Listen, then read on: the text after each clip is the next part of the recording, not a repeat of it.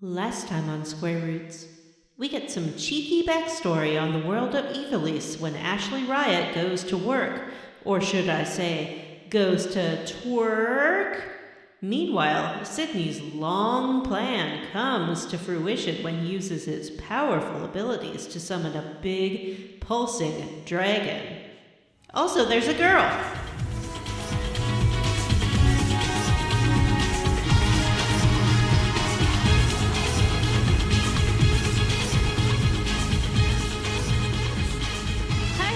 And welcome to Square Roots, the classic RPG podcast.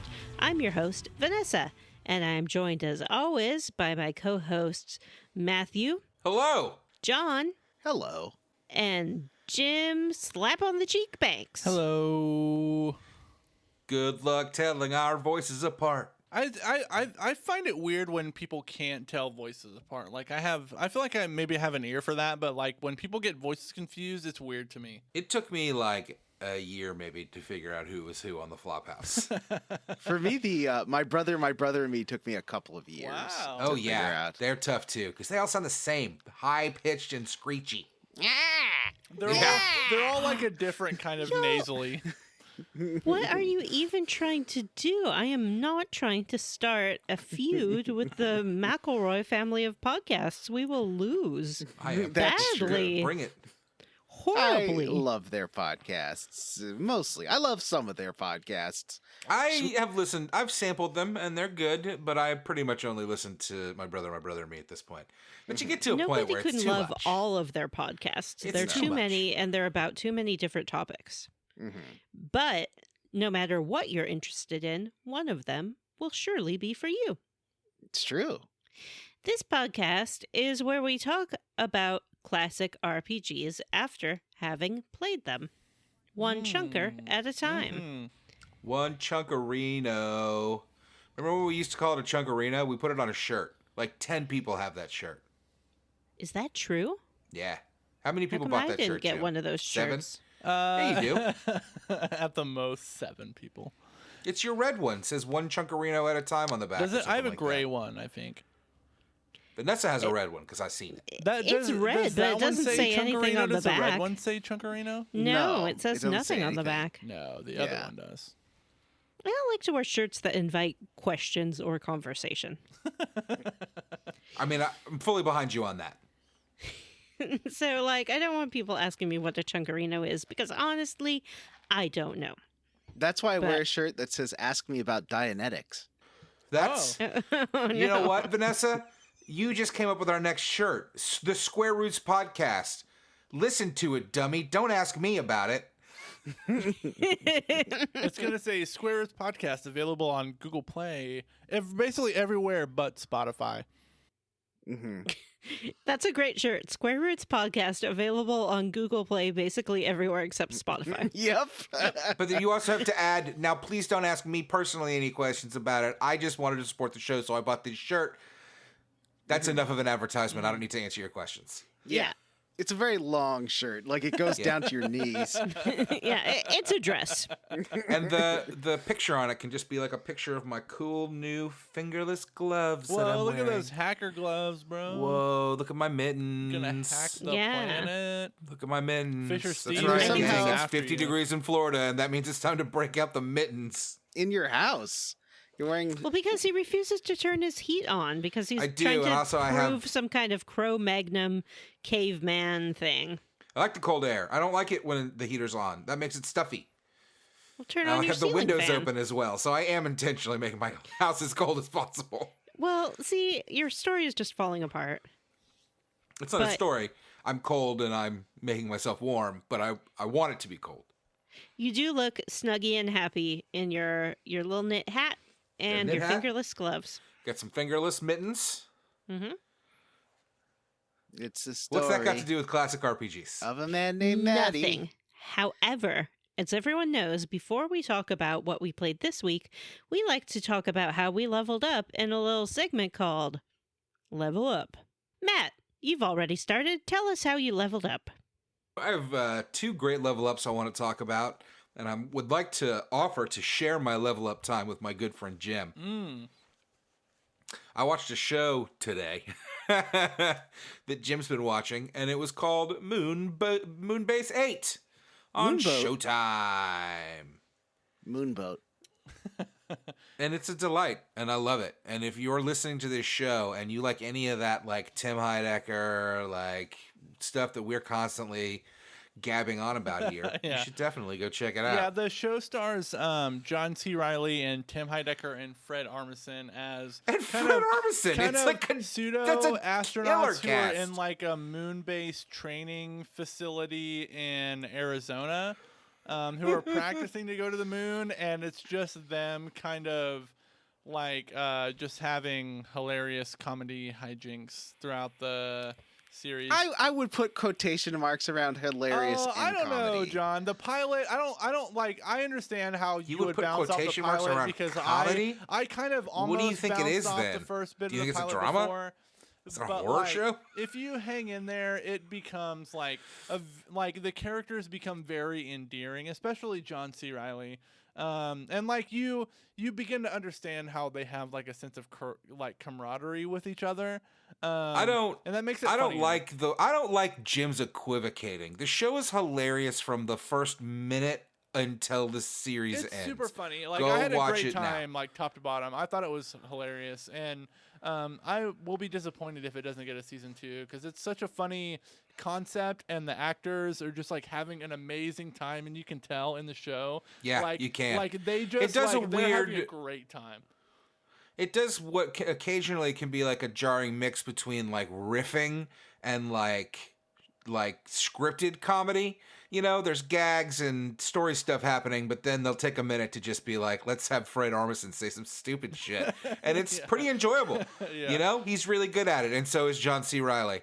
And Tim Heidecker continues to play whatever this fucking gimmick is that he He's does, where doing he like just plays a the very straight man. subdued, like religious, like Mormon It's so guy, weird. which is really funny. I kind of hope if they get a second season, he lets loose a little bit and gets weird because all the other characters get to do that. But like, it's honestly a great show, and it's really funny, and I had a great time watching it. Yeah, I agree. I want to go back to John's comment about how is it a comedy. Anyway, Yeah. I had a second level up that I wanted not to talk about jokes. briefly. There are jokes. There are plenty of jokes. It's literally it's jokes. Those are Nope. jokes. It's a comedy. It's just People saying silly stuff at the actors camera. looking That's jokes. uncomfortable at each other. No, see, you were describing it like it's like a cringy comedy, and I didn't find it to be that Yeah, at me all. neither. I thought it was just funny and silly and endearing and sweet. I'll give it another shot, but that You first should episode. was like cool. at least I hang mean, out. maybe Like, it's just not for like, you. It's the not a big deal. episodes are very short, and like it's fine if you don't like it. But I would say watch it to like maybe the third. Like I would say I wasn't like hooked until like the end of the second episode and into the third, and then I was like, okay, I'm That's on crazy. board for this. I had a second level up thingy I wanted to mention, which I also share with our good friend Jim, and that is that I have been playing the ever-living shit out of Dragon Quest XI. Definitive Edition, I think? Dragon Quest 11S. Yep. No, the S was what it was called when it was on the Switch. The Xbox It's version called is both. like It is now Yeah. called Dragon Quest XI's Definitive Edition. Okay. Yeah. Well, it's wonderful. What a delight. Like just a smooth. I can see if I had played this, the non-definitive edition version, how I would probably hate it, because Dragon Quest is all about those menus and like old school stuff. But the definitive edition, which is on Game Pass right now, which is why I'm playing it, is so like smooth and like just everything kind of works. Like it feels like an Apple product almost. Yeah, like one of the great it's thing about it crazy is how like good it is. every one of the mechanics and everything about the world feels very accessible, and it is very accessible. And like It is. it's so easy to just like, even in a casual playthrough where you might have like 40-45 minutes to just like dive into a thing and figure it out. Like it's very fun to play, and nothing feels like segmented off from anything else. It's just it's a fun game. It's a game that makes me do something that most of these games what these games tend to fail to make me do, which is make me really want to dig around in the cities. Yes. For stuff, because there's like great recipes and stuff that you can find. that are really handy and important.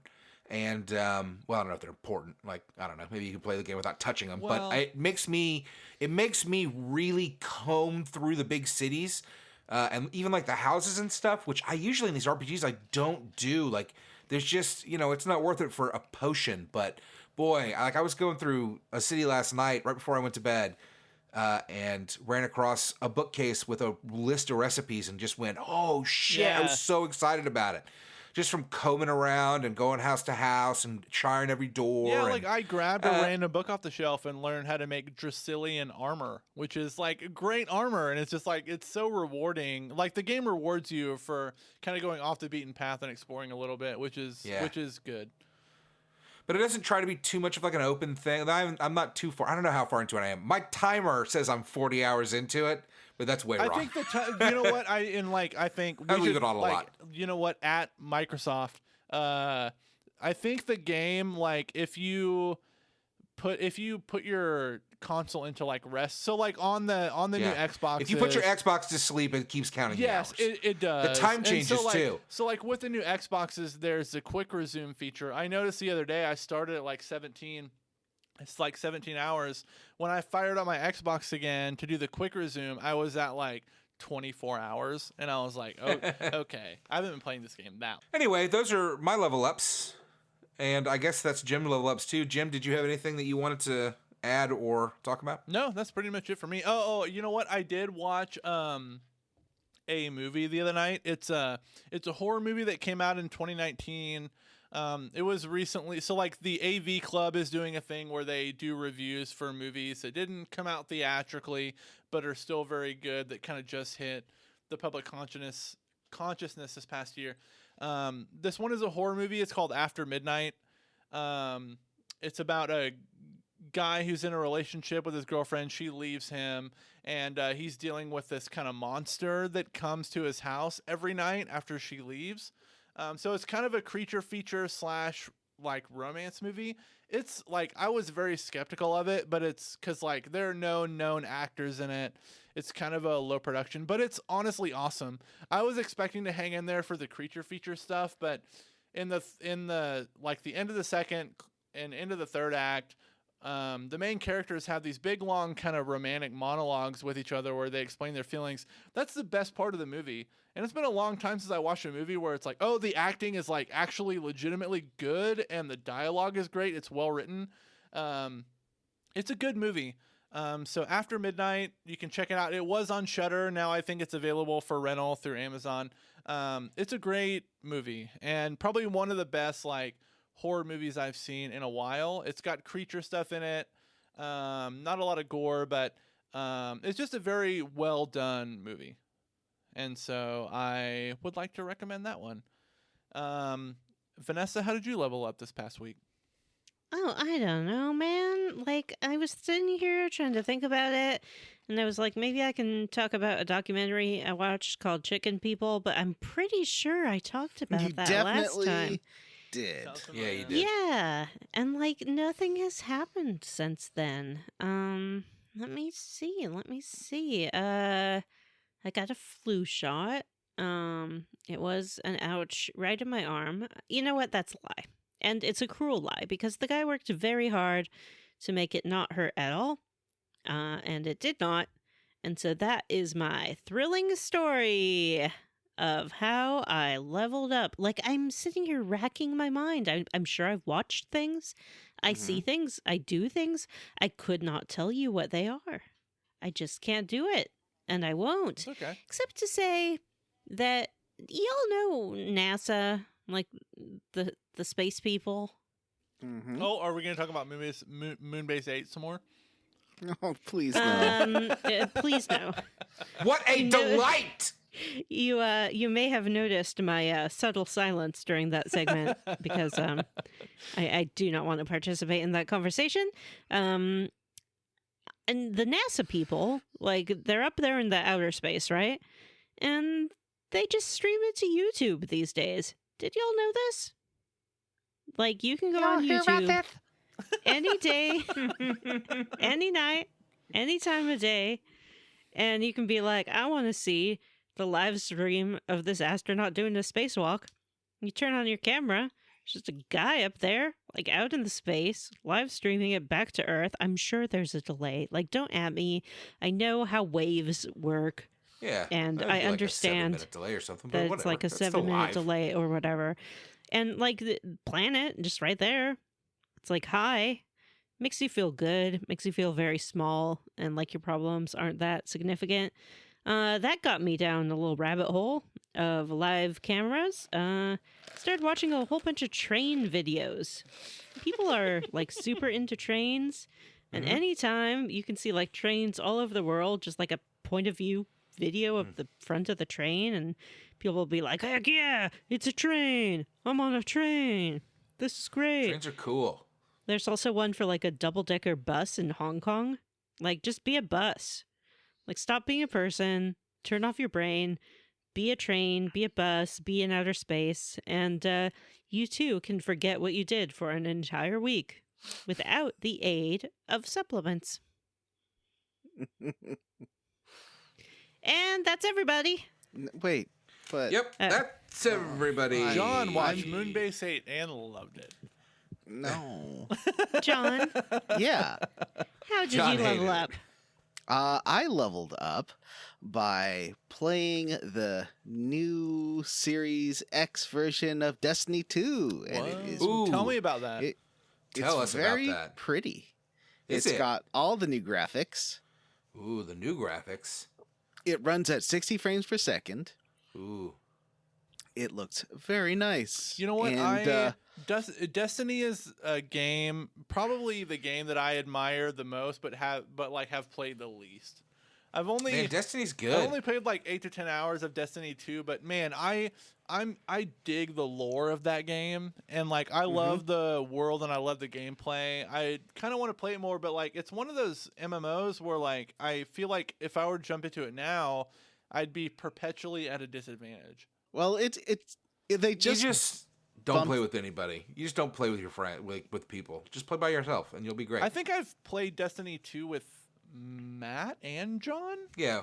Yep. Yeah, we've played it. Yeah, we've played it before, but like I was never gonna. But like I think the lore it's probably one of the best sci-fi stories I've read in a while. The thing is that it keeps like it has all these inscrutable icons, so it's like flashing to start something, so I click there and then it starts one of the expansion packs from like 2 years ago, but it's still really good, but it's like it's not good at showing you here's the story you should be following and like here's the next step in the story. So like if you just click at random glowing logos, you'll get like different chapters of different stories where characters are dead or back to life and stuff. It's a little confusing, I would say. Huh. So yeah, that part of the game does not work super well. I did play a little bit of Dragon Quest XI's, and the graphics are slightly worse than the original version, and by that I mean like the difference is so barely noticeable, but because I'm a garbage person, it's like, oh, I could be playing a better looking version of this. Why does this look so bad? Yeah. It The just quality of life stuff is so crazy, though. Like, I could not go and play without the fast battles. Oh, no way. yeah. It's really frustrating because they have all these assets. They would just have to do a little bit more work to get the graphics from the one version into the other version. They're like, we could do that work, or we could sell a completely different version that looks slightly worse, but has all the good content you want and good music and a 2D mode and Just quality to be of life clear, improvements. And now I haven't seen the better looking version. The game still looks great. Like, I'm playing it on my Xbox One, and I think it looks great. It looks fine. I like it. Everything's colorful, and all the designs are great, and like it's a great looking game. John will look at Vagrant Story and be like, "This is a beautiful Yeah. game," and he'll look at Dragon Quest John with a has a slightly weird lower perception of fucking what's good in FPS video and be games. like, "Garbage." You know what's funny No, is like John and I both have. So I have an Xbox Series S. John's got the Xbox Series X. When the PUBG patch came out and like PUBG got upgraded for me, I was like, "Holy shit, this looks so good." John, turn it on. John's like, "Ew." Well, because I turned it to the frame rate mode in PUBG, and like there's no anti-aliasing still, so it's just all PS2 style. And you guys don't care about this. I get really anal about graphics. No, I like. But that I also John like is classic graphics. Yeah, John's like he's like a connoisseur. Yeah. He is. Give it 10 years and he'll admit it looks good. That's what we're saying. Give it 10 years and he'll look back at it and go, oh, that looks really great. But right now, nothing looks good enough. I think John has simultaneously higher standards and also an appreciation for lower standards that we do not. Yes. I think John that's true. finds the good in everything. Except for the slightly worse graphics. Except for Destiny 2 on the Xbox One. Oh, no. Destiny 2 looks good. But Well, I understand what John's saying to a certain extent, because there's a level of forgiveness that is reserved for old things. And so when you're like playing a very old game, you can be like, okay, this is a very old game, and I'll look at it from the perspective of how it was at the time. But if you're playing a contemporary game and the graphics aren't up to snuff by contemporary standards, I can see why that would be a little bit more irritating than seeing an old game who objectively has worse graphics, but, in context, it does not. yeah, exactly. So I get you, John. And I'm back. You. Look, I'm not I'm saying cutting all that of I that. was doing some last minute Christmas shopping during y'all's level ups. It's not last minute. It's the 9th. But I will say it's time to move on because think I'm you're done right. with my Christmas shopping. Let's go and finish our Christmas shopping and do the whatever this thing's called. I didn't get the name of the report. I was gonna go do that and I totally forgot. Oh. I'm sorry. I fail you again, Uh, Johnny. can we just call it the ass window? The ass window, the peekaboo window. The peekaboo window. Yes. Call Wait, it the we should fucking call it equipment inventory the because we're in it constantly. grimoire. Oh, we Ooh, should that's call it the good. Grand Grimoire. The Grimoire. grand grimoire, like grandma. That's a great idea, Jim. Thank you. Thank you. I Person being contributed grandma. something. Thank you for your contribution. Thank you. All right. That's I'd like to announce my what do I last call it? episode on Square Roots. Oh no. No. You tried that before, Jim, and we I didn't let it know. happen. And aren't you glad that we didn't? Because really, what would you do without us? That's true. Have a lot So- more free time for all the women in his life. Whoa. All the ladies.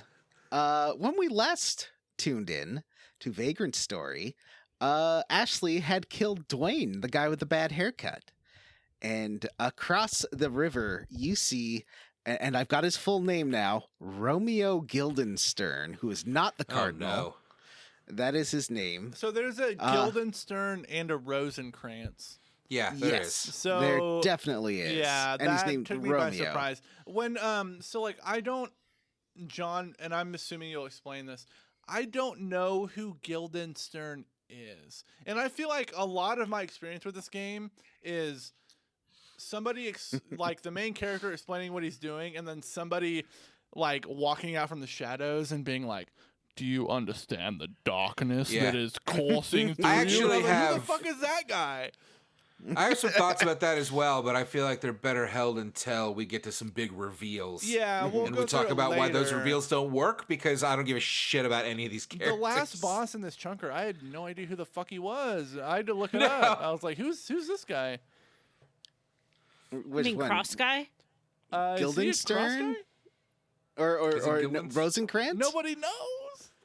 It's Rosencrantz was the last boss, the guy in the Rosencrantz was the red last suit. Oh, boss. right. It wasn't Cross Guy. Guildenstern Cross was Guy, the guy like, that tells him summoned to the go. Knight? No, that was Grissom, who was the brother of Dwayne, who Ah, we just Jesus killed. Christ. Why do we have characters named after Shakespeare and then characters named after the guy from CSI? I don't know. Why is Now- the main character named Ashley Riot when other characters are named after Shakespeare? He's named after like a new metal. He's like a new metal frontman. I assumed that he was named after Ashley from Gone with the Wind, the young soldier who Scarlett O'Hara is in love with, but who chooses to marry Laurie. That's giving a lot of credit to the game writers, Vanessa. They know their Shakespeare. Yeah. They're clearly up on classic literature. Yeah. That's Now, true. So Dwayne and Dwayne's brother Grissom are kind of identical looking blonde guys who also look like Romeo. Like all three of them kind of look a lot alike. Except Which one Dwayne looks like has... Eminem? Because one of them looks like Eminem. One of them looks like an old Eminem. Okay, is old Eminem the one with the bleach Luc blonde hair Besson and girl? like the fucking the bleach blonde hair and the like pencil mustache and like I thought don't that know, was soul Rosencrantz. patch maybe. Well, there's the one. He has brown hair. Rosencrantz is brown hair. Multiple people have mustaches, right? Yeah, because Rosencrantz I think has a mustache, Cripes. right, You Vanessa? know what? Like, if you're making a visual story, you get one, maybe two mustaches. Like a Right. mustache Guildenstern is who I'm a talking about. defining physical Okay. characteristic. You cannot have multiple mustaches for similar character models. I'm sorry, you can't. Guildenstern has Crossman. more of a beard actually, and Rosencrantz has a stash. Crossman has a mustache, and he looks like Who's Crossman? the original Bo Rosencrantz. from Oh. No, the She-Ra Yes. series. No, wait, no. Rosencrantz has brown hair.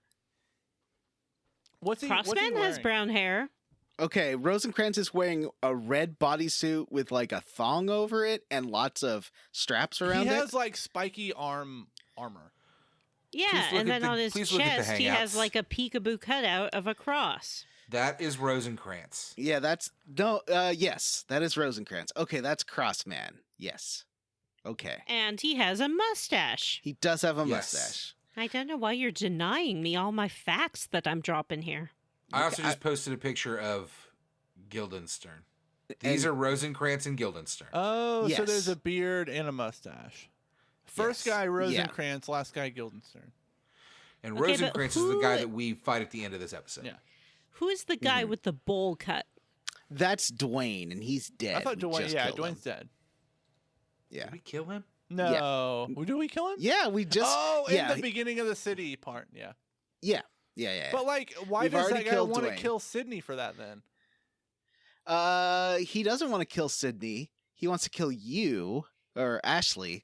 But Sydney's that guy. So Dwayne's brother. Well, we'll get to that later. That's yeah, a let's whole- get to it because we're getting way too tied up in connections and we haven't Right. explained what happens in this dumb So game. the guy you which see is across the- basically nothing. Cutscenes and a bunch of nothing. There's a guy across the river who sees you kill Dwayne. That guy is Guildenstern. He is the leader of the Blades, which is the army of the Cardinal. So that's all the information you need to know right now. So you go down, you get this Crimson Key. You go down to the abandoned mine. There are some new bats. They're a little bit more annoying. They suck your blood. And then you meet two of my favorite enemies, goblins, which count as human enemies, so they're fun to kill. I've been naming all my weapons after my friends, so Muvuzu is my human killing sword. Nice. And- I like that. Liv Mox is my dragon killing sword. I don't know who Liv Mox is, but she sounds awesome. Who said it And was a Bim she? Janks is my crossbow. Who's Bim Janks? Is that Matt?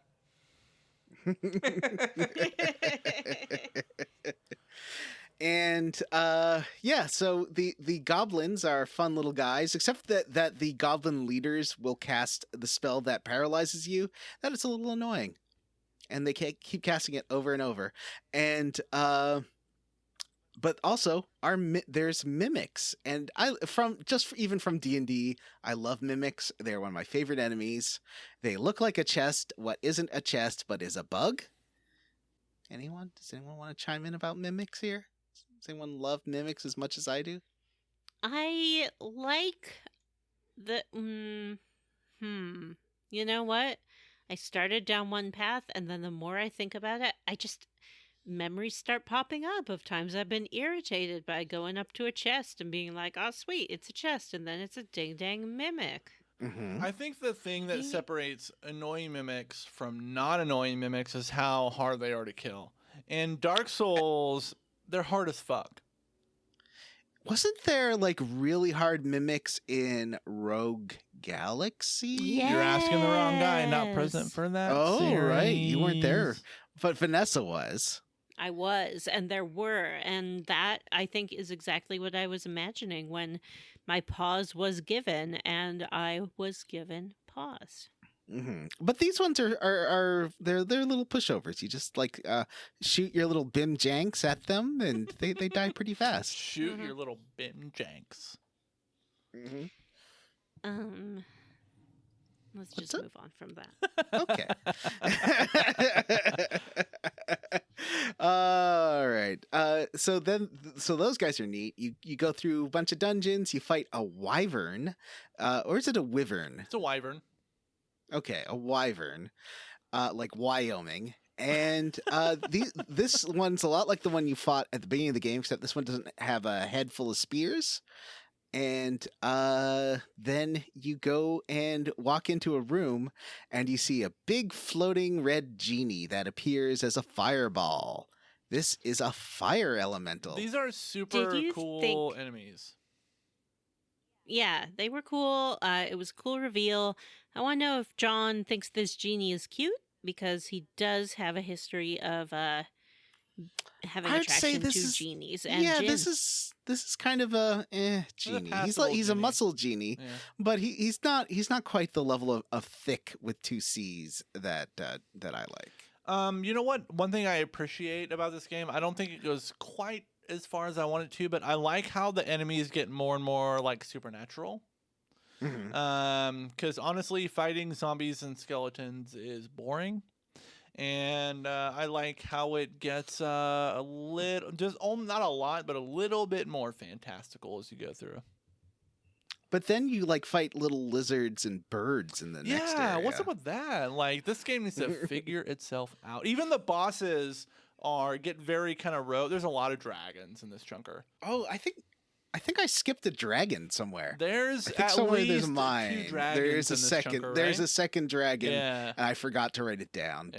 But what was it? A fire dragon? It was something like Oh, that. man, A who fire knows? and ice dragon, earth dragon, earth dragon. I think it was an earth dragon. Earth dragon. Yeah, and it's once again you stand under it and use By the live way, mocks to. second game in a row where there's elemental dragons. It's true. I think there's a lot of elemental. There were dragons. elemental dragons in Fable 2. So this this muscle genie does have fire. there were pants. elemental dragons in Fable 2. Oh, Fable! I forgot about Fable 2. I was thinking about Chrono Cross. Yeah. You Yeah, forgot you That about was were. just a little blip on my internal radar. Well, you did play it in one day. Yeah, you played it over one weekend. That's true. It's like barely committed itself to memory. Yeah. So Genie does have fire pants, but fortunately you got a spell that puts ice onto your sword. And this spell is very useful because it kills genies dead. Oh, that's cool. So you just ice up your weapon and then stab it. I like a lot of the like put earth or put ice on a weapon thing. Yeah. They're pretty cool. Eventually you go through this dungeon and you do fight an ogre with a goofy mask. I like the design on this guy. It looks like a muscle Dobby, but with a, imagine if Dobby like worked out a lot, took some steroids, and wore like one of those masks from Majora's Mask. I just did, and I'm upset about it. You do fight the ogre with the ogre with the goofy mask. And Odie. Sydney goes to open a door, and then the camera swirls around him like it's in the Matrix. And then suddenly he is seeing through Merlot's eyes. And Hardin is also doing the same thing. Hardin is using his clairvoyance to see the troops that are coming after them. I did not understand what was going on here until the game told me.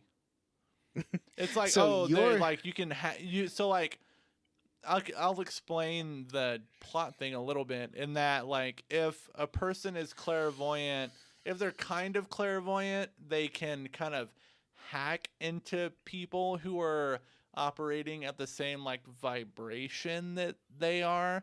If they're like an advanced clairvoyant, they can hack into anybody, which is what Sydney is. So, like, when they say Sydney can read people's hearts, it's because he, like, hacks into their vibrations.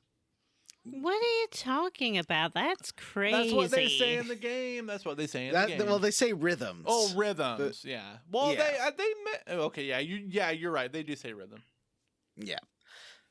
And also, the city kind of unlocks these powers. The more you get into the darkness of Leamond, the more it kind of corrupts you and gives you these magic abilities. Leamond has very cool lore. I think it's like the coolest part of the game so far. Like, one thing that you learn as you go through this chunker is that there are all these... Wait. We're about to get there. Okay. So, We'll wait. yeah, don't jump ahead.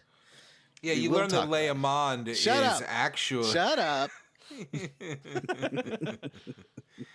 Yes, So, so you're seeing through Merlot's eyes, and Hardin is like, there's lots of troops coming. They're keeping more and more. If we keep standing around here doing nothing, we are going to get cornered because there's only one way out. And Sydney's like, don't worry about it, buddy. They're just sellswords. And Hardin's like, no, man, this is real bad. Ooh, I like this part. The cardinal knows what we're doing. Like, he knew about us invading the Duke's Manor before we did. And Sydney's like, chill, buddy. It's fine. You know, one of the things I like about these cutscenes is that it kind of puts... What's this guy's name that's next to Sydney? Hardin and Sydney are seemingly kind of equal power-wise, it seems like. Because, like, Hardin he demonstrates... No, it doesn't. Yeah, it kind of does, because, like, he demonstrates a lot of powers here, and Sydney just kind of does nothing. Sydney overpowers him. Yeah, here's what... Because Sydney's like, we're friends, right? And Hardin's like, yes, we are friends. He uses his Jedi mind power on Yeah. him. Yeah. He does. Yeah. And then he walks out. He's like, I'm going to go talk to Guildenstern.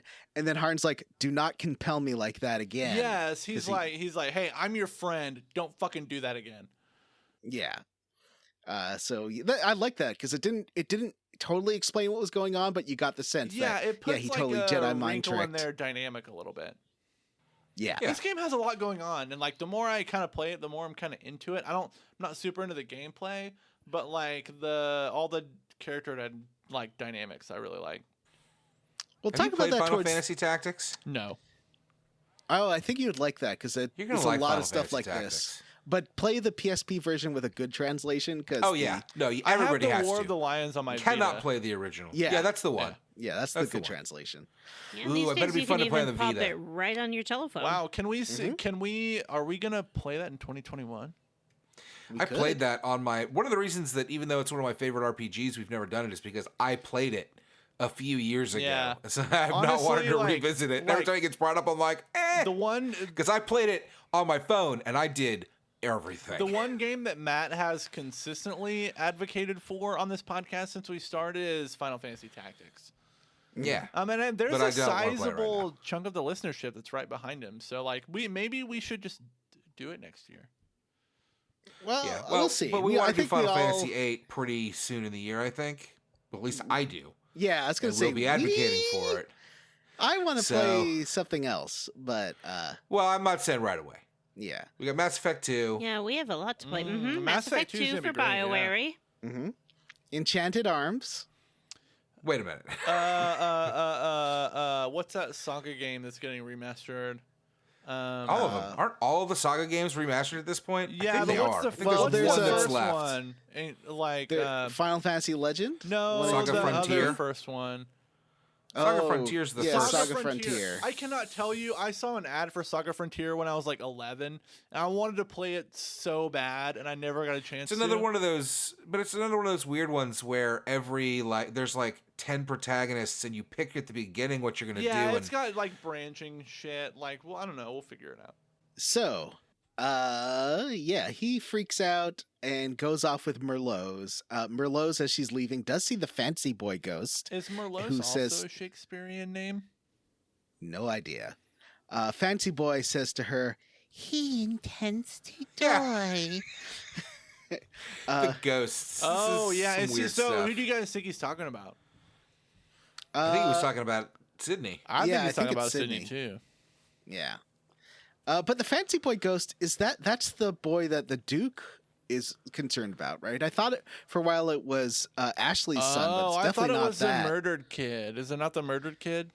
No, because he's got like a bowl haircut, and Murdered Kid has like a sort of a closer cropped haircut. I feel like it's probably like a representation of Leomond. So the murdered kid has like a Frankie Muniz. Oh no, the murder. Yes. Okay, so the murder kid has a Frankie Muniz. The other kid has. We'll talk about the murder has kid. soon enough. Macaulay Culkin. No, I'd say it's more a Brian Boitano. No, not Brian. Brian. What's the name of the kid who played like Worf's son, and he was in Family Ties as the Brian youngest Boitano kid? Yeah, it was Brian the figure Boitano. skater, John. Yeah, it's Brian something. I know who you're talking about, Worf's son, but I don't know Brian his name. Blessing. Yeah. No, it's not Brian Yeah, Blessed. Brian Blessing. But I think it's like if you combine Blessed and Boitano, you get really close to his name. Blessed-tano. So It was as Scott Hamilton. no, as Ashley walks away, John Paul Rosencrantz Stewart. is spying on him. This is the first you see of Rosencrantz and Brian his Bonsall. weird Brian Bonsall. Brian Bonsall. That's his That's it. Yeah. Is this our first introduction to Rosencrantz? Yes, this is our. All right. So But like, we've already think kind of talked so. about it, it's but not even. Vanessa, it's not can you even an describe introduction? him again for us? He was Yes. in the Duke's house as well in the opening cutscene. Oh, But I didn't Vanessa, notice that. do describe him. So, Rosencrantz, the best like overall image I can conjure of him is Bo from the original She-Ra series had this action figure where you had a like button on the back of him, and if you pushed it, a heart on his chest would light up. So go dig through your bins and find that. But for those of you who can't access your She-Ra action figures right now, he is a dapper man. He has a nice short haircut and a well-kept mustache. He wears a, I guess you'd call it a jumpsuit, like a one-piece jumpsuit. Like all these characters, his thighs are so thick, it looks like he's got like jodhpurs on. He's Yeah, got yeah. hips for days. He has hips for days. He does. He has long, like over elbow length gloves and over knee length boots on, and both of those are spiky. And they're The metal. bolts aren't And- spiky. Yeah. His boots, I guess they're not spiky. They have like armor tipping on them, though. And his jumpsuit is red and black, and it has a peekaboo window of a cross on his chest. Yeah. Um, That's how you know he's holy. Yeah, the nipples So are you can see his exposed. man cleavage. Oh, that's Yeah. a pun. His pectoral cleavage. Yeah, yeah. He And just he a gives you tease of his Yeah, he gives abs. you just a tease, and he has a high collar, so that's almost the only flesh that he's showing. And then I guess he decided that whole outfit was not kinky enough. So what he did is he got himself some thin black twine, and he has crisscrossed that all over his body. So Well, it that's is what's holding that crisscrossed. skin tight suit in place. I guess That's what makes yeah. it skin tight. It's is like the black twine. Well, I guess it's sort of indicating that the twine is like holding on his various little armor bits, but it is like crisscrossed on his thighs. It's crisscrossed like across his pelvis. He has one big crisscross that seems to land like right over his belly button. And A he whole is bunch on wearing the a chest and the bikini bottom. shoulders. Over Is his he? yeah, in the game model you can see it better. He's got like a thong on over his armor, like that just goes over his crotch. It's very odd. Yeah. I mean, overall, I'd say he's much more modest than either Sydney or Ashley. Well, his shoulders are showing. Would you say that his shoulders are showing? I thought Yeah. that was. Oh. No, that's skin. That's skin for sure. Oh, yeah, I see what you see though, Vanessa. It looks like he's got like sleeves on, but that's not. That's his gloves. Yeah, you're right. He does not have any sleeves on. He has a You can see it sleeveless better in the, jumpsuit. You can see it better on the character model. He is going for the cold shoulder look. Mm-hmm. I He does have a apologize square for missing sword. that. Yeah, I mean he's a very like he looks like a square peg kind of guy, you know? Yeah. Like he does his taxes on time. He has strict house rules and he doesn't tolerate a lot of noise past 9 p.m. He also looks like he gets a haircut like every week. Like it's Everybody perfect knows length. And everybody knows that he can't eat if somebody's vacuuming. Yep, that is for sure. He gets very angry. But I will say he's also the kind of guy who has like a really giggly laugh, like especially if you get a glass of red wine in him. Oh my Like God. I think he could, yeah, he can dish it, and he loves those wicked little quips, and they just set him right off giggling. He's very sharp looking and like well cut too. Like everything's he's very what's what I'm looking for? He's very groomed. Let me tell you about the Duke. I have to dish. You know, he thinks we're buddies, but really, I'm working for everybody. God. And, Romeo thinks he's such a Romeo, but he's more of a Nomeo, if you know what I mean. There's so many. No, but he is Romeo. There's so many people No, he's who are Rosencrantz. dressed like very similarly ridiculously, and like I can't keep track of who's who, and they all like Yeah. speak in the same like They look really kind similar. of bullshit medieval like he's like that was a crime, that was a betrayal most foul. They all kind of talk Yeah. like that, and it's like it's confusing, honestly. Like I don't know who's who. It's funny. You can see him like they do it a lot in this one, and then it does it still a little in Tactics, and then I don't think it does it at all in 12.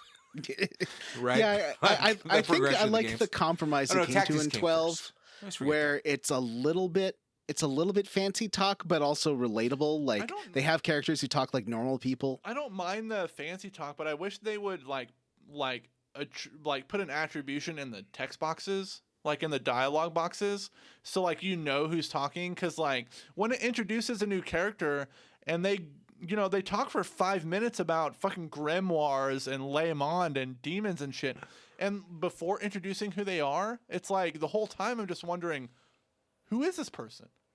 And Yeah, we why didn't are they get important? Samantha's name, and we still don't even know what Samantha does Yeah. or who she is. Like they they don't do a great job of like introducing who these people are and what their fucking deal is. Yeah. Well, you're hitting again on something that I really want to talk about when we get to the end of this episode, which is the kind of lack of character. I don't know. There are I think more there's characters than needed. There are I a few. think.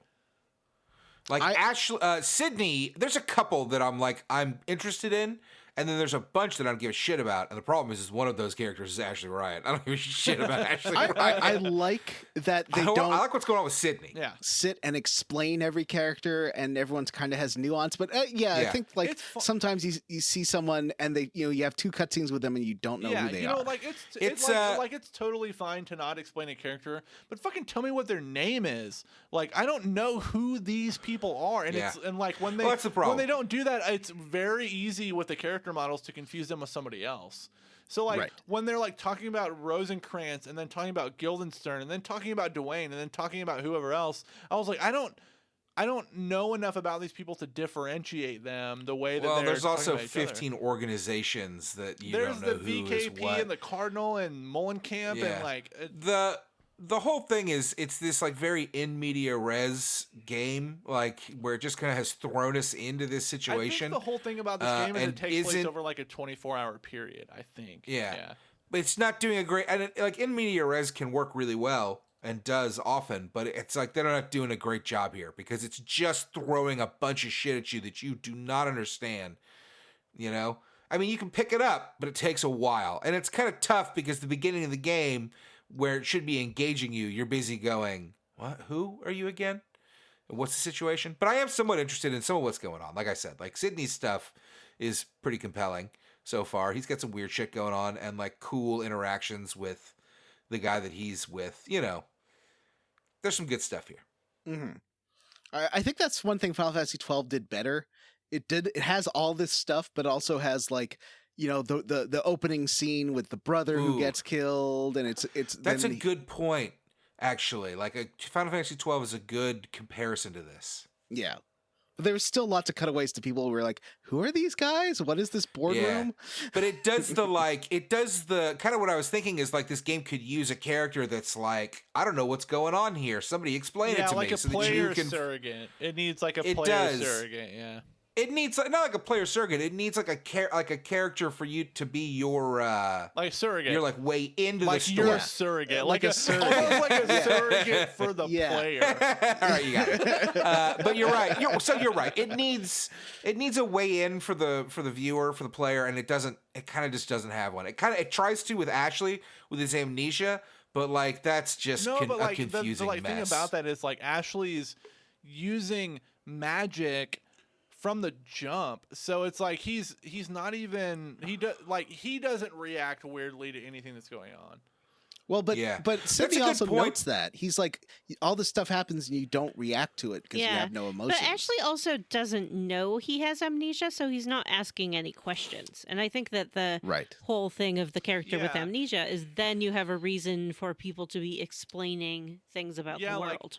To Vanessa's point, like you don't know that he has suppressed memories until the game tells you that you've recovered a suppressed memory. You know what I mean? Like but that's one of the first thing that happens. Like you get a new skill, and it's like a you've couple hours recovered a into the suppressed game memory. When you learn like a break art or whatever. Yeah, but his behavior doesn't really change after that either. He's not like, oh my gosh, I just realized I don't have any memories. Yeah, he's not surprised and like nobody talks about it. That's an interesting point, though. Like, does the character not know that he has fucking amnesia? Because I don't think I realized that. Everybody else he reacts and talks about it except for the character. Yeah, I mean, he does have amnesia, but you're right. He doesn't seem to like have a care in the world. He's just a blank slate. Yeah, he's just kind of. And Vanessa really like, nailed it. Like he doesn't ask any questions, and it just makes it. Yeah, he's kind of so like stuck in confusing. the gears. Like he's just kind of going through the motions when everybody else is reacting around him. The motivation is kind of missing too because he's just doing his job. Yeah. So it's not like, I don't know, there's not a compelling RPG reason for him to be on this great quest. He's just like, this is my job. Guys, this might be the most. This might be the most we've dug into the motivations of a character in an RPG. Well, that's because they're always like really blatant. They're let's better go written through than it. this one. Final Fantasy IX. He wanted to get it wet. Secret of Mana. He was kicked out of his village. Wet. No, it already was wet. He got it out of the waterfall, remember? Yeah. And then that's why he got kicked out. Those games have kind of those like pseudo training or introduction sequences. Like Final Fantasy IX had the whole like Alexandria set the stage thing. Well, yeah, a good story has to work in a ton of exposition if it's going to be in a fantasy world. You can't just do a fantasy world and expect the reader to pick it up. I mean, you can. I like the way that this one does it for the most part. I think it needs a little bit of work. I think a thing that this game needs is like what Dark Souls or Dragon Quest does, which is like put some readables along the way where you can pick up little lore things that like add dimension to the game world. Like that would add a lot to the game. I mean, that's just a more modern thing, though. That's not. It's but like still like this. I see your point. Is it okay if we push ahead a little bit? Let's push ahead. Yes, please push hard. Push it. So we get back up above ground to Leamond again, and Ashley is following Sydney around. Sydney is spying on someone. It's Samantha. We finally find the name out of the Luc Besson lady with the blondie hair. Why does he need to spy on people when he can like astral project himself? That's a good question. We'll answer it another time. Is Samantha the Scottish one? No, the blonde, right? That's the the Scottish one's also blonde. No, she's got darker hair. All right. Well, regardless, I'm excited to talk about her. They both seem like kidnapped. They both seem like captives. So what? She's the one's Scottish a commander. One? No, she's not. She's a military commander. And she has a boyfriend and everything, and he only hit her once. No, that's not the Scott. That's the blonde who hits her. Or he hits that's Samantha who gets smacked around, but we'll talk about that Wait, in a little so bit. you're saying that you do not believe Samantha, the one with the big tattoo, Yeah, the rose tattoo on her chest. who wears a yeah, literal he slaps her. kilt? You don't think that she's Scottish? She doesn't say Does she have a anything Scottish Scottish. accent? I Because guess the they other don't- one mean, they has don't- an accent. The commander woman with dark hair. I can't believe this. When I Okay. watched these cutscenes, I Mhm. clearly read all of her dialogue in a Scottish accent. And I don't know why you would not think that this woman who is wearing, again, a full-on kilt is Scottish. What's her name? Samantha? Yeah. Mm-hmm. Okay. Well, we'll have to. Maybe I might have just overlooked it since there's no voice acting. No, she just has a kilt. That's all it is. Okay. It's more of a plaid miniskirt, to be honest with you. That's not a kilt. So She's Romeo, wearing the red rose of Scotland on her chest. is that a thing? I thought England I was the don't rose. think so. I know that the unicorn is the official animal of Scotland, but I don't know anything else. All right. So Romeo Guildenstern has found ancient Chaldean lettering all over the city. He's like looking at it at the bottom of this wall, and he's real excited. He's like, "Oh, they're all carved up around the whole city." And this is from 2,000 years ago, Mullenkamp's time, before the birth of Saint Eochus. A time when sorcerers were as common as sellswords, Vanessa. And You know, this kind of thing makes me want to shove someone in a locker. Does it? Some of this stuff Does it? ties into some of the stuff from Final Fantasy Tactics I think a so. little bit, like the names of these like churches and stuff. It's funny that Vanessa feels like this is locker stuffing material, because I think this is way more compelling than like this guy, tried to assassinate the regent of my kingdom or what. Like the whole geopolitical thing is way more boring and locker worthy than like these people can do magic. Locker worthy, by the way, is Locker-worthy. a thing we should talk about. Yeah, That's a term we should use all the time. Is locker worthy. Maybe I'm still a little salty because I did get into a fight with a guy on the internet about the Wheel of Time series, but this is It not wasn't me. You the guys are place to both locker revisit worthy this. for fighting about that, by the way.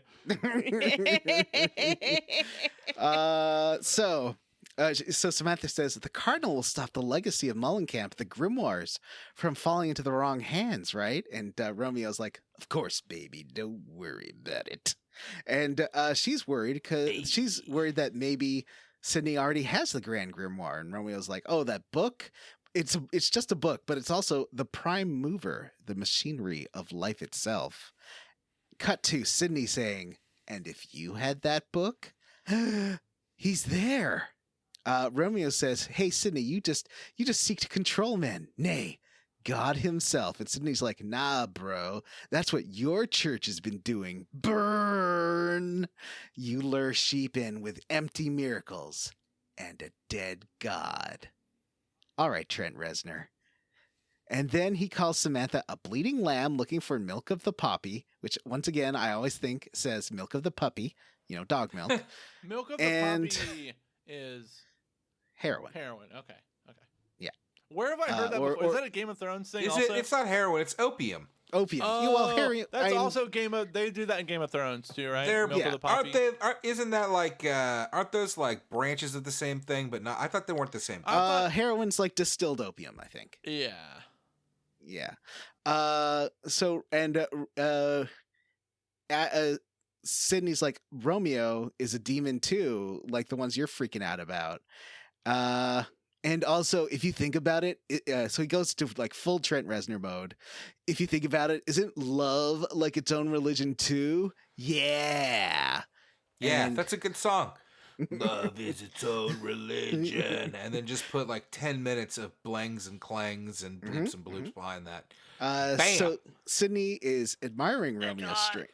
Worship you.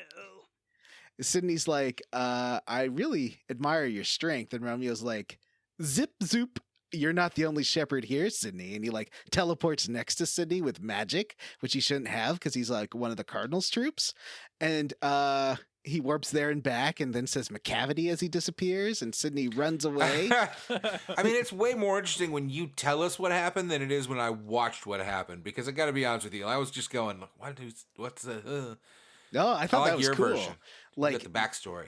Romeo's zipping back and forth, and Ashley's like, so Ashley, who's watching, then does a full Solid Snake and is like, the Grand Grimoire, while like rubbing his chin. Huh? Grand Grimoire, Metal Gear. Yeah. So then you go to the Undercity. Ashley. In the Undercity, everything is blue. It is the same dungeons as before, but this time they're blue. And there is a big crab boss. Clack, clack, clack, clack, clack, clack. Vanessa, Oh, yeah, there is a there's crab boss. crab boss. Gotta kill the crab boss by shooting it in the mouth with your bow. By bow, I mean your That's- Bimjanks. Yeah, that's a real good point. The way I leveled up this week was to catch a giant king crab in Animal Crossing. It was really Ooh. hard to catch. I had to chase it, like do the thing where you chase it into the corner of your ocean so it's up against the nets, and then you can finally get it. I did take it right to Blathers, and now it lives in my jellyfish tank. Well, that's good. So you didn't eat it. No, you can't eat the crabs. At least not raw. Although, as we all know, after our Animal Crossing Thanksgiving experience, the animals do eat the fish and shellfish. Because that is what they had for Thanksgiving in lieu They of did not eat a turkey. bird. No, they because didn't eat one a of them bird. is a bird. Well, the turkey came to cook the shellfish and fish dinner. That could have been your level up. So, after you kill the big crab boss by shooting it in its mouth and avoiding its claws, because they are hard and made of metal and will hurt you. Actually, it's made of, what do you call this stuff? Cactin? Pectin? What are crab claws made out of? This says crabs are generally covered with a thick exoskeleton composed primarily of highly mineralized chitin. Or chitin? Chitin, that's the word. Chitin. Chitin. You get to my favorite location so far. You step outside and Ashley's like, oh, is that snow? No, it's snowflies. But then... I have a level up. Oh, okay. Yeah, I put up my Christmas tree, and while I did, the Sci-Fi Channel was having a marathon of all the Twilight movies. And when Bella becomes a vampire, her hair gets like shinier and styled. And I think that's great. That is great. I watched the baseball scene someone posted on Twitter, and it's like, is this movie actually good? No. No. But that baseball scene was amazing.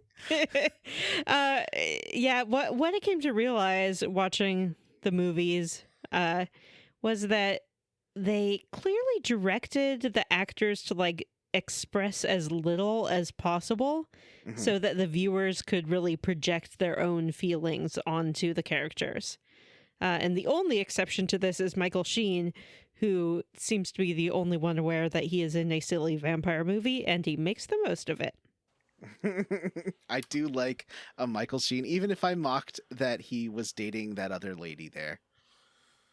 You know, that lady who was too I hot see for him. advertisements for some show that he's on, some like procedural looking crime drama that he's on Fox all the time, and I'm like, Michael Sheen, you're way too good for this. Yeah, Did you see I haven't yourself in given Good that a Omens? try. That's can Good Omens win the Oscar this year? Because it should. That was last year. Remember him That's as- a last year show. Yeah, Wesley but Snipes. last year is sort of this year anyway. Was Good Last Omens year- last year? Not according to It the was calendar. definitely Vanessa. 2020. What calendar? It's December. What's last year? Yeah, what's last 2019. year? Omens. Good Omens was not 2019. Yeah, it was. It was definitely 2019. It was original release date May 31st, 2019. So you get another Matrix swirl, and then John trying so hard to push through it. Ashley sees through Samantha's eyes. She's trying to open a door, and she is with a cool warrior lady named Commander Nisa, which does sound like a episode 1 Star Wars name, maybe? Or was Commander Nisa like the one that Darth Vader chokes through the view screen or something? I would never allow Darth Vader to choke me. Okay. That's oh, wait, good. I'm sorry. I'm Commander Nessa. I forgot. Oh. I also think that Commander Nisa, the one who does kind of have Scottish dialect in her text box, she does look suspiciously like Fran, except without the bunny ears, basically. She does. I thought so too. Because she's got dark skin, well, like a sort of, darker skin. She's very tall. She's very strong. She's thick. I love her character design. I hope you don't have to kill her. But I guess she's working for the Blades. So probably. She does call Samantha dearie, which is the thing that was giving me like maybe Northern England or Scotland. It's condescending is what that is. No, they're buddies. Yeah, still. It's like, I don't need my friends calling me like babe or something like that. Come on. So Samantha keeps asking Fran, Babe. babe. Babe. Samantha does keep asking Fran about how many people died, and Fran's sort of dodging the question. She's like, okay, well, maybe 3 or 4 score, or 3 or 4 dozen. And she's like, well, soon, when night comes, this place is going to be full of the Walking Dead. And Romeo interrupts, telling Samantha to control her fear, because nothing is better than unsolicited, patronizing advice from your boyfriend. Wouldn't you agree? Yeah, I love it. And then Romeo thinks Sydney has summoned dark forces that he can't control himself. Samantha says that Sydney drinks evil like wine, and yet what he does defies nature's order. And then it cuts to the ghost of Ashley also saying nature's order, and Romeo slaps down Samantha and is like, Ashley, you did this. Yeah, that was like a surprising moment of domestic violence. Yeah. But I guess that's how you get the person out or something like that. I don't know. But I think it also so it showed Samantha and she had like a little trickle of blood coming out because she'd been slapped. And then it showed Ashley and he also had a little trickle of blood coming out. Oh. So do you think this is like a what women want thing where Ashley starts learning like how women feel and that he should be treating them better, not stabbing them? I think that if anyone involved in this game knew a thing about what women want, it would be a very different game. But there's a Fran. Yeah. Still, my point holds. Yeah. There's 2 women, and they don't talk about boys. They talk about war. So it's already passed the Bechdel test. You're right. This is the most feminist property since the Wheel of Time. Oh God, are you? Oh no, Vanessa's having flashbacks. I won't. What's the word? Mansplain female roles to her anymore, because she's getting flashbacks to her internet argument, which, by the way, she won. Of course I did. Because nobody knows more about locker worthy? Locker worthy. What makes you worthy of being shoved into a locker? Yeah, Look, I don't want to make it a whole thing. To be but fair, that to guy be had some good points about polygamy. Oh God. Here, okay, I'm going to say 2 things. Thing number 1, I believe that regardless of which fandom is your particular bailiwick, it's very important to have a sense of humor What? about it. Like Bailey, what? bailiwick. What? Bailiwick. That's like something Ashley Riot would say. Yeah. Your bailiwick holds true, Vanessa. It's a perfectly ordinary word. You have a mighty bailiwick. bailiwick. It's a normal English word. I have never heard the word bailiwick I've before definitely in heard my of bailiwick, but life. Bailiwick? not since at least like 1911. It's just an ordinary word. What does it mean? Bailiwick, one sphere of operations or particular area of interest. So our RPGs are bailiwick? They're our Should we bailiwick. be calling this our our collective bailiwick. Okay. Yes. RPGs are our bailiwick, and we enjoy I'm never them. using that word. We love them, and we also have a sense of humor about them. So I think that, keep your perspective. Second, Mm-hmm. I think that whenever you're talking about a fantasy world, the way to frame the conversation is not, the character did this because in fantasy world, A, B, and C. The way to frame it is the character did this because because author made the choice that in fantasy world A, B, and C. A lot of people start arguing like, oh, well, women in this world have to do this because blah, blah, blah. It's like, no, it's not real.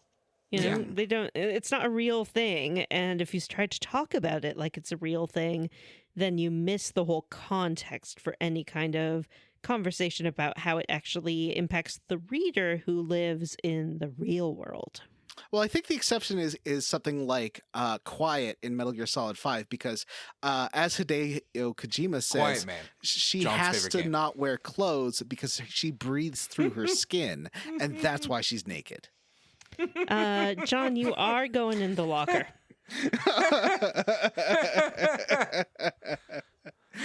No. Actually, that was an excellent example, John. Thank you very much.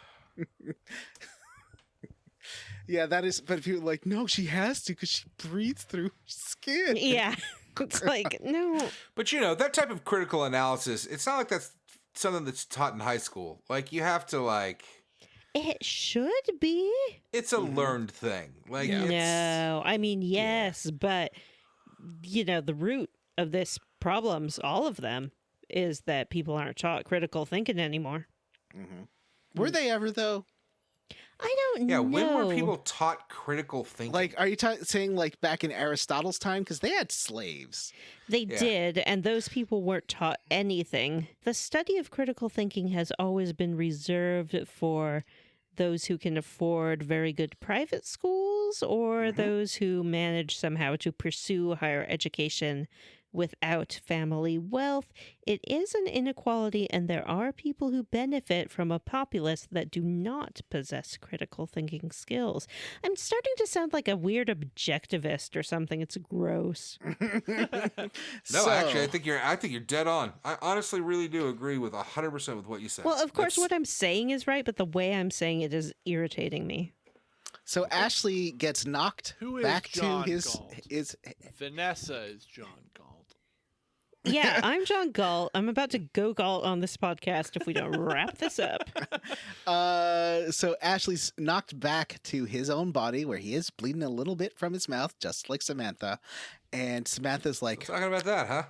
oh, I guess I want the Cardinal's pulpit to myself. And then Miranda's like, oh, Samantha.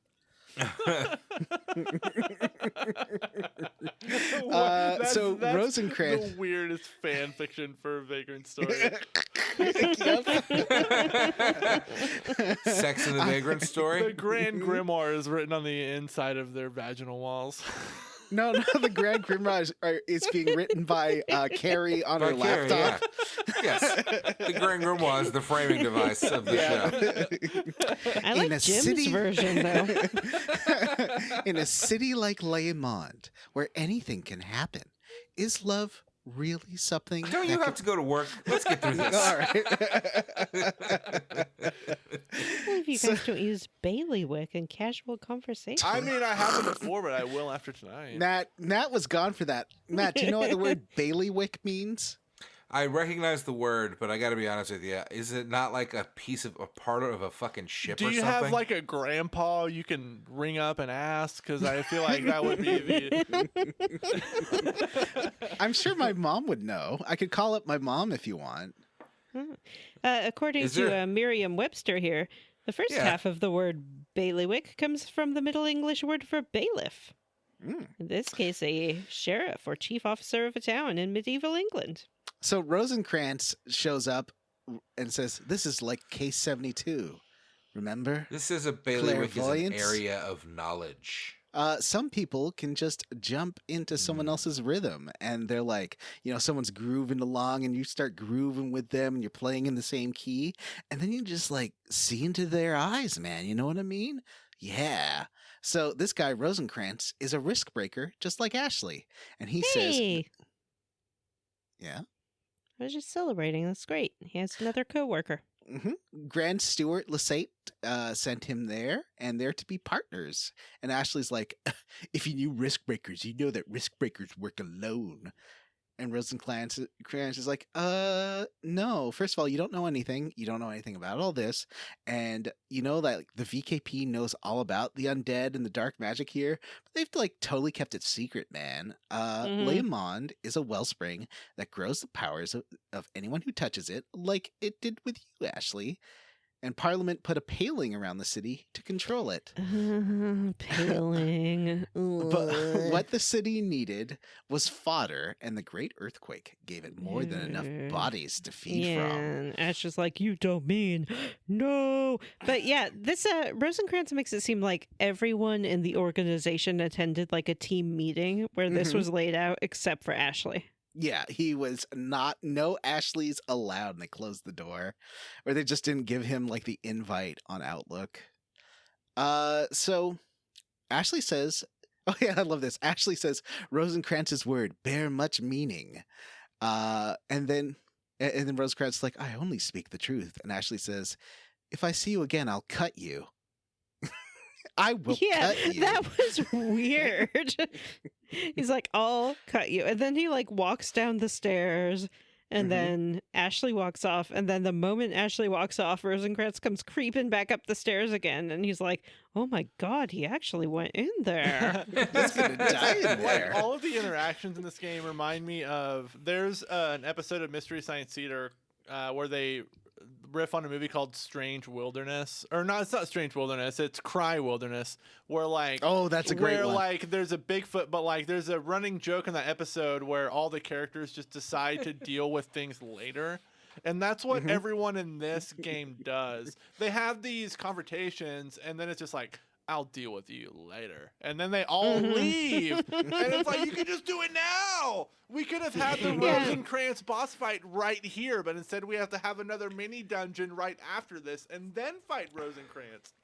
But he didn't even leave. He just like faked out. He's yeah, like, he fake left and then comes back. He essentially did that thing where you pretend to be walking down a flight of stairs when you're like behind a window or a couch. Scott warehouse coffee thing where like this game is short, but it could still be tightened up. I like the idea that he is just following behind you the entire time. Like, he's just creeping around behind you. But think about your route through these dungeons, particularly this Snowfly dungeon that we're about to talk about, that's like a little Lost Woods. Like, it's got to be great to be Rosencrantz sneaking around following Ashley as Ashley just goes back and forth and left again, but this time maybe I'm supposed to go right, but no, I went right already. I got to go left again. Nope, left's not right either. Like, it's... So he does say, oh, follow the snowflies. They will show you the way through the maze. Or a guide will. A fact totally will. Ashley, just look at the game facts for this. Don't even bother trying to follow the snowflies. What are snowflies meant to be? Because Ashley thinks that they're literally snow at first. Thought it was and snowflakes. he's like, oh no, it's a snowfly. It's about snowflakes, no. right? Yeah, there's some kind of like magical being that's drawn to dark magic. Oh my God. But it looks like snow. Every character in this game says the word capital D dark 900 times. So Grissom shows up, who is another blonde guy, and he's like, I'm here to find Ashley and avenge my brother Dwayne. And Dwayne. And then I know, Dwayne. Rosencrantz is like, Guildenstern, Ashley Riot, and Dwayne. And then so Rosencrantz is like, he is strong. Be careful, he's strong. And Grissom turns and says, he is strong, but God is stronger. Whoa. And he says, like, oh yeah, so it's like Sydney keeps summoning all these creatures. He's increasing the flow of dark energy out of Leomond on purpose. And he's like, oh yeah, follow the snowflies. Gives the same advice to him. Follow the snowflies. And so then you start doing the Snowfly Forest, and the game is like sort of trying to give you natural hints as to what direction you're facing by telling you the direction that moss is growing, which always grows in the south, and it's like, so Ashley's facing north, except that your compass still works, so it doesn't need to do this. It's trying to do like that Breath of Fire 3 thing, but it doesn't make sense because you can just open your map and you can see exactly where you are. It's kind of silly. I can't read this map to save my fucking life. I had to change it. I had changed it to the simple map. Oh, and I that didn't know there's a helped symbol. because it's so small, and when it's so like 3D, like you can't really tell what's going on, but you can change to like a simple version, and so like the door you come in is like, it doesn't really tell you where you're at any given time, but the door you enter in always blinks red. So as long as you remember where you came in, it's easier to orient yourself. Otherwise, like it's super easy to get lost. But if you look at the map in the menu, it gives you a compass as well. Yeah, it's a little easier there. But the mini map is just trash. Yeah. I don't really use it. It needs the mini map would be okay if it had a compass on it. That's all it needs. It just needs a compass. Well, yeah, it needs like a real time. It needs to show you what direction you're facing. Yeah. Because there's no like player. But again, there's super early game, like there's no. those are modern conveniences But like still, that we there's no. know now. There's But not they even didn't. even Final Fantasy VII had a player cursor on the mini map. Like there's no player cursor on it, so it's like fucking impossible to That's a figure good out point, where you're actually. at. Yeah. So let's see. Where was I? You're somewhere in the middle of your 10 pages of full paragraphs of notes of shit that happened that I somehow I know everything that you're talking about, but at the same time I'm like, what happened? How is there so much? Nothing happened in this chunker. There's like 2 cutscenes. You fight a fire elemental, and there is this platforming bit that I was failing every time because I didn't go out of battle mode, and you don't grab onto ledges if you're not if you're in battle mode. I do that all the time. But even then, this section sucked. Like, you have to jump over these pillars. And then you walk in on Sydney telling Grissom he will die. And he's like, yeah, well, I won't because I can summon 2, man. And he tries anyway and totally dies. And then Sydney turns to Ashley and is like, well, the dark has fed. Then Grissom's like, don't speak ill of the dead, man. And Sydney turns around and Grissom is kind of alive and summons a rad dark armor ghost that looks like a samurai armor. And he's like, I will kill Ashley in my brother's name. And this boss fight is great. I loved it. I did not understand why the dead man got up and was like, hey. Dark magic, I guess? So what's cool in this boss fight is there's 2 enemies. There is the samurai armor, and then there's Grissom. And Grissom's like the hard part of it because he's like shooting you with super tough magic unless there's some spells you can use to reduce. Does Sydney fight with you in this one? Yes, Sydney's fighting with you, and he is giving you buffs, which is great. Mm-hmm. Yeah, he does that. What's it called? Prostasia or something? Prostasia, yeah. Prostadia. Sure. Prostradia. Prostadia. And you destroy the armor by hitting it in its ghostly tum-tum. And then after that, you and Sydney can tag team Grissom, and he goes down pretty fast. Sydney says Rosencrantz stinks. He's like, what's that smell? Oh, you met Rosencrantz. Yeah, it's super rude. He's like, sniff, sniff. Oh, what, have you been rolling around with a dog? Oh, no, it's Rosencrantz. Yeah, I smell him on you. I smell his scent. Gross. And he also mentions that Ashley is blinded. Ashley's like, hey, what's up with this wellspring? Who's organizing this? Is it the Duke's men? Is it the Cardinal? And Sydney's like, well, why don't you ask? And Ashley's like, who? Who should I ask? The sacrificed. The witnesses. Sydney says Ashley is a risk breaker, but also a trained assassin. A killer.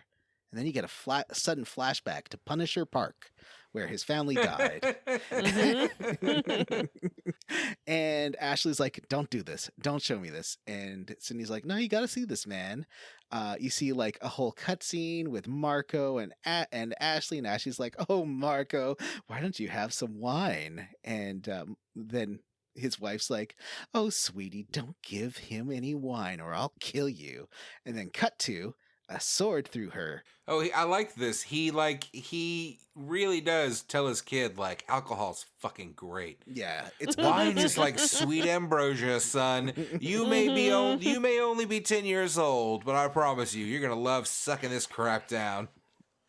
But you see, the person holding the sword is Ashley.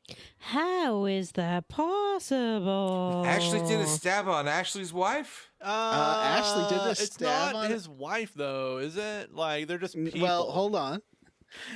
Yeah, they're just random people.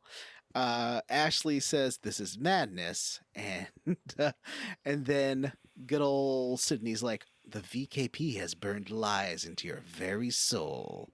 The memories are false, and they turned his guilt into patriotic zeal.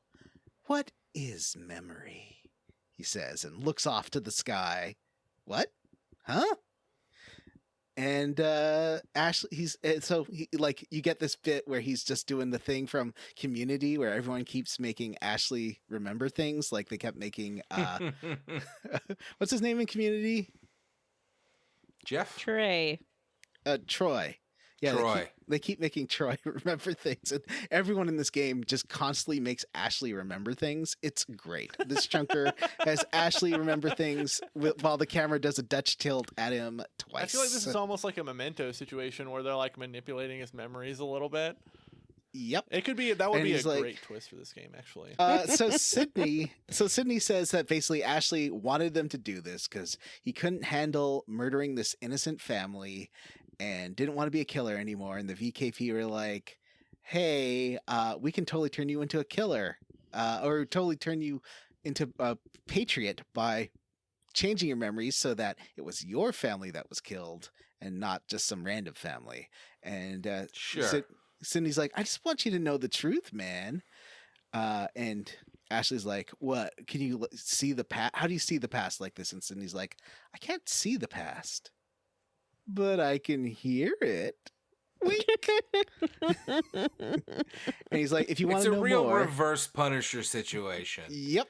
So it turns out that your murdered family is the family that you murdered. Mhm. And they And weren't you got his family. Wolverined into thinking that it was your own family. Yes, exactly. And he beckons Ashley to follow if he wants to learn more. This game's like politics and X-Men drama. Want to know more? Just follow, like, and subscribe, and smash that little notification button. Smash that like button. And so now, last little chunker, we go to the keep. Means fighting more lizard men's. You do walk in on Samantha and Romeo. They're talking more about these Kildean letters that are covering all the walls. And Samantha's like, I can't do a Scottish accent. So yeah, that won't work. Oh, so now you suddenly admit that she's Scottish. No, I'm just trying to do it in the way you want to do it. If it's like, these are spell songs. No, that's more Irish. The spell songs, eh? These are spell songs. Ah. Nope.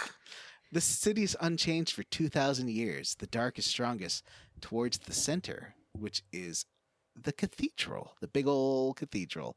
And Samantha's like, oh, this is like the whole city is a magic circle. And the Grand, Rosencrantz walks in. He's like, hey, you know the Grand Grimoire that you're looking for? That is the city. The whole city is this magic circle. Whoa.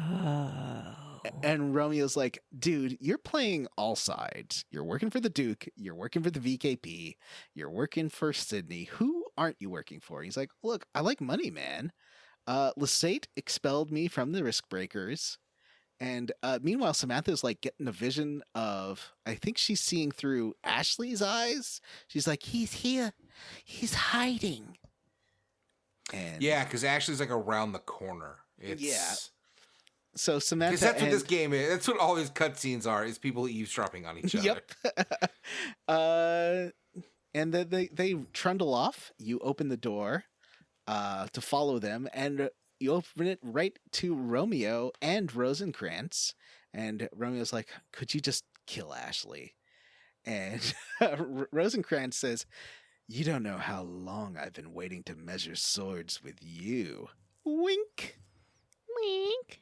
So Wink. I think Rosencrantz has a thing for Ashley. Yeah, he does. No, but Sydney likes that also antenna clearly has a thing for Ashley. Yeah, I guess everyone wants to ride that Ashley train. Does he? Sydney to me is just like very suicidal and No, deadly. he seems pretty into Ashley as well. Does he? Yeah. And really, they're a perfect fit. As they're circling each other, Rosencrantz is like, "Oh, I set you up to be the VKP errand boy, and then you got to fight him." Rosie is tricky because he has long range and he's always trying to run away from you, but you can corner him. Then you smash him 1,000,000 times with your sword, and he yields. He's like, "Yield! I want to tell you more. I want to make you realize more things, like how we were in the same unit together." And like Dutch tilt on Ashley's like, "What?" Mm-hmm. What's a Dutch tilt? You keep saying that. That's where the camera like goes diagonal, like it sort of rotates. So like everything like looks a little askew. Mm-hmm. To represent that the character is having a sudden shift of perspective. Exactly. Like in Creepshow, every time like it does a Dutch tilt when it does those crazy close-ups on people with the psychedelic background, because that movie's rad. What you call that thing where the camera zooms in on the person, but then it looks like the background goes further away? Oh, yeah, that's like a push zoom, because you're zooming. There's another word for it, but basically you're zooming as the camera moves backwards. Yeah, but that's more to represent shock. Yes. Yes, a change of perspective. Isn't it fun how you can use the camera for visual language? I was playing Assassin's Creed Valhalla. We're so close. And close. noticed Nobody that wants to talk when about you Assassin's Creed Valhalla. That shit's go boring. in the water or go under a waterfall, the quote-unquote camera gets droplets of water on it, as if it were a film camera. Just But like it doesn't in make Metal any Gear. sense. That happens in Metal Gear, too. Doesn't make any sense. It doesn't. I mean, because you're not, like, the game is supposed to be a VR thing, so you're seeing through the eyes. You're not seeing it through a camera. I Although just we swiped to clearly the aren't side to seeing see through if the Jim was eyes. still here. It's been so long since he said anything. Oh, is he having a little nap, or what's he up to? I'm still around. You sleeping Oh, on a hey, hot dog Jim. over there, buddy? Oh man, I wish. So, flashback to Punisher Park, and reverse Punisher is happening. The wife is dead. Ashley's sword is bloody, and Rosie is like, witnesses have to be killed. And he turns to Ashley and says, "They were wrong to picnic here." And that's why they had to die. Yeah. Wow. Cool. Ashley throws down his sword and collapses, and Rosie's like, "We were above the law. We were the Parliament's hatchetmen. We did burglaries, we did robberies, we did murders. No one could touch us because we were the law people. It's like these police officers had too much power and no oversight. It's crazy." And All Ashley- risk breakers are bastards. Ashley wanted to quit, and Rosie's like, "Yeah, I did too. But as I was working and exploring Leomond, I did make friends with the Cardinal's men and Mullenkamp. I didn't like being a common murderer either, so I'm using the blades, I'm using Mullenkamp, using the VKP, all for my own end." And then he leaves, and he's like, before he leaves, he's like, "Next time I'll be harder to fight." Yeah. And they do pull a Cry Wilderness, and Snee's like, "Yeah, well, you're a sore loser, but I'll deal with you later."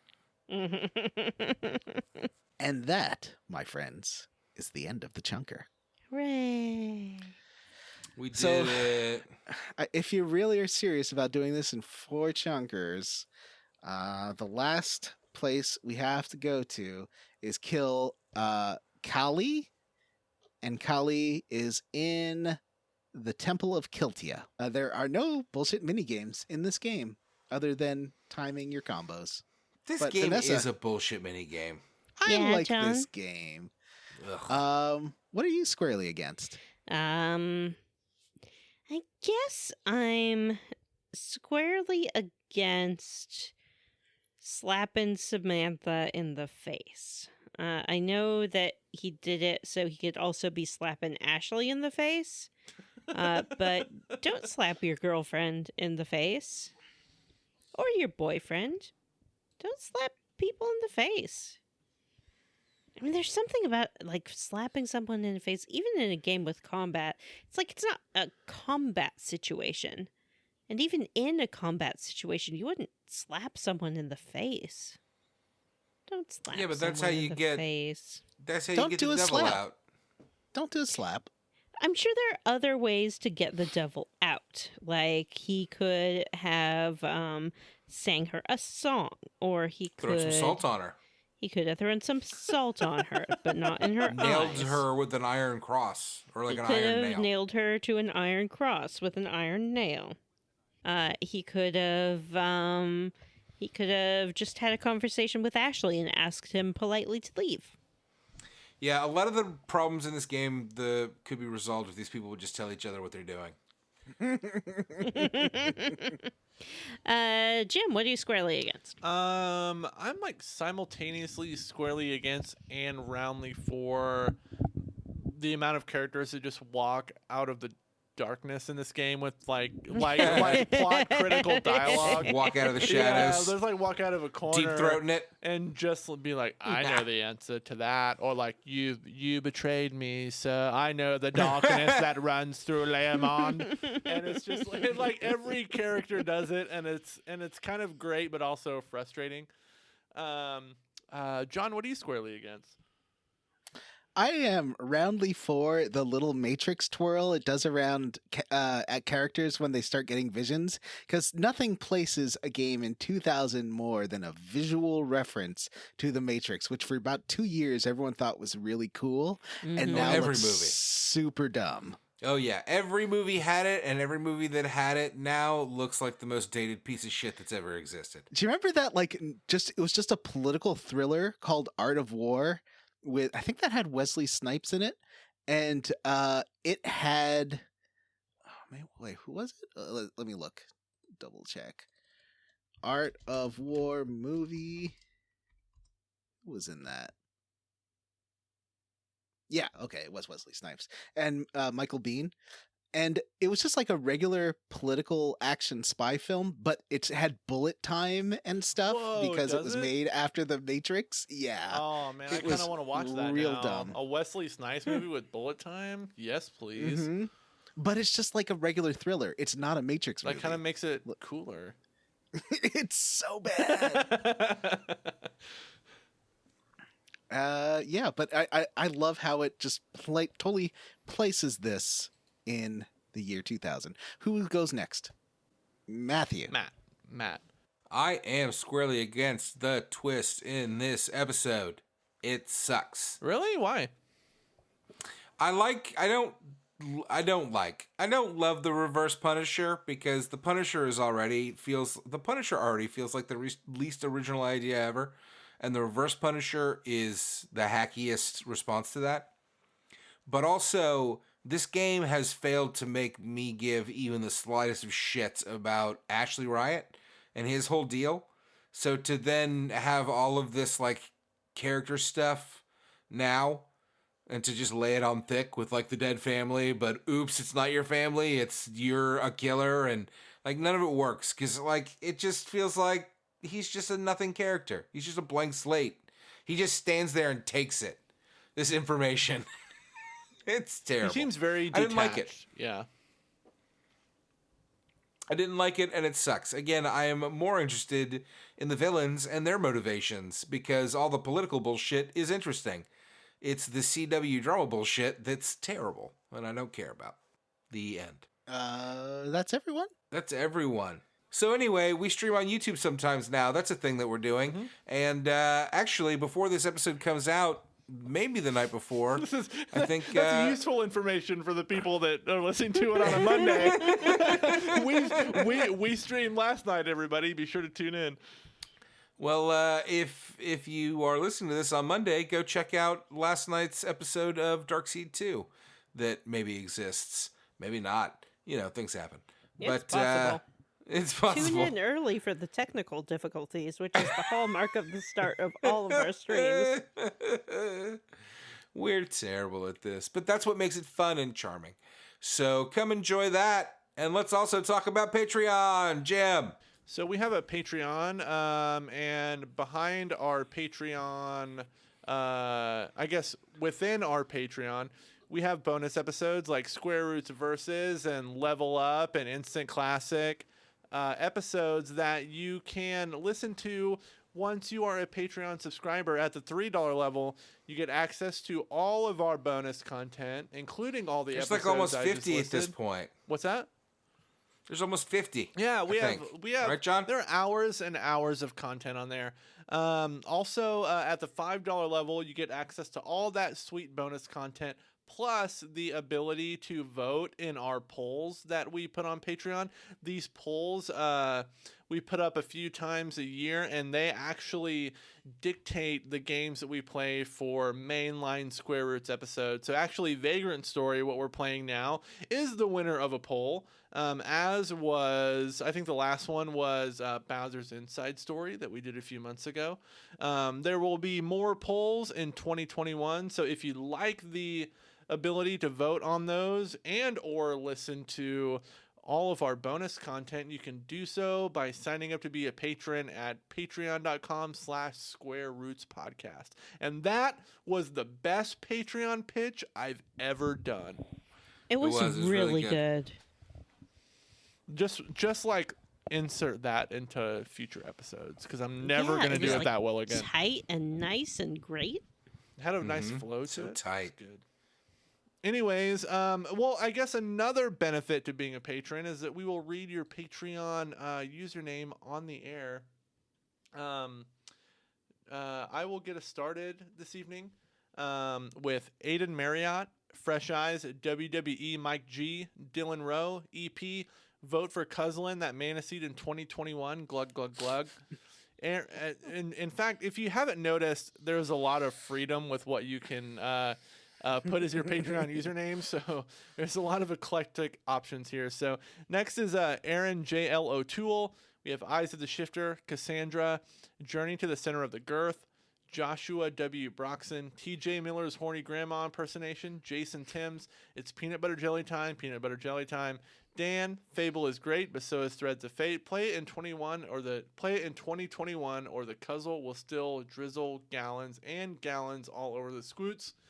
Soy Soda Pop, Yuck Me Harder Donald, Hales, Tracy, William Westgard, insert clever name here, Wedge Coon, Ethan G. Pearson, Mostly Rational Person, Chief Hazard Built, Garbage Orphan World Savers LLC, Christopher Highness, Saving Sid, Jordan McNeil, Sean, still not sure what the Frozen Flame was, and Vanessa's Golden Taco Bell PS5. It was Grayson, a piece of Lavos.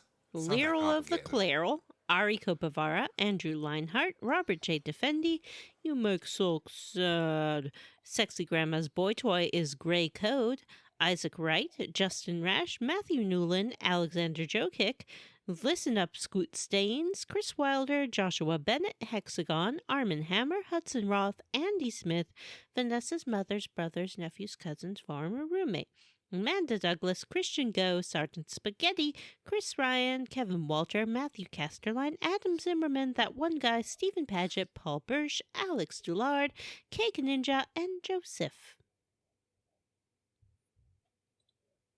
Wash in the Wind, Andy M., Knopford, George Brady, Michael Crawford, Vanessa's Fourth Momford, Jameson, OMG, What Is This Game? Mary, Queen of Scoffs, DJ Ethro, Ron, Sean Gonzalez, Jared Collins, Dr. Fine, say everyone's name, Molyneux later apologized for promising if an acorn falls from a tree, it will grow a T-bumpkins later in the game. This is the vagrant story of a girl who cried a river and drowned the whole world. Andy Best, Citrus C, Gage La Charité, Chris Pignac, PJ Enns, Huxley Iguana, Benjamin Avner, Sean Walsh, Vanessa's Holiday Cheese Plate Fund, Florian Jonas Kramer, The RPG Luminary, Ryan Miller, Eric Garby, Vanessa's Bathroom Cactuar, Vanessa's I Mom, don't have a bathroom cactuar. and Jake You Dickerson. wish you did. Of course I do. And I would personally like to thank David Green, Ashley T, Chili's Baby Back Luigi, Nathan Poirot, Chicken Chaser, Megan Sullivan, Jonathan Ellsworth, Samu Mitchell, Sam Harrison, Aaron Bachman, Wonder Swan, Metal Gear Solid 1 in 2021. Robert M. Pullum. Miguel Torres. I challenge the other Tracy to a duel to the pain. Race Jenkins. Cameron Shoei. Cyril the Wolf. Thou hast obtained a patron name. Robert T. Tom. Ross Hartley. Tyler Petty. Justin Ham. Bree Girth. Devin Sloan. I am Homer, son of Fargus, third of my line, conqueror of Nashville and Franklin, born in the Columbian District. Brian Pitt. Ward Childress. The ghosts of Johnny's murdered fable husbands. A sad sack of broken Molyneux promises. Matt Jorgensen. Vanessa's mom is back. Stu Skeel. Send us an email. You know our email address. It's squarerootspodcast@gmail.com. If you absolutely cannot be bothered to send an email, please come see us at our Facebook group, the Square Roots Podcast Group for Smart, Cool, Very Attractive People. Or you can tweet at us at Square Roots Pod. These days I'm mostly using the Twitter account to boost tweets from that straw goat in Sweden. It is still standing tall as of the recording of this podcast. So good for you, goat. We love you. Please rate, review, and subscribe on iTunes or wherever you listen to podcasts. For Square Roots, I'm Vanessa. I'm Matthew Van Zant. I am Johnny Brandon. And I'm Guildenstern and or Rosencrantz and or Dwayne and or Ashley or Sydney or whoever. I'm Jim Banks. Bye.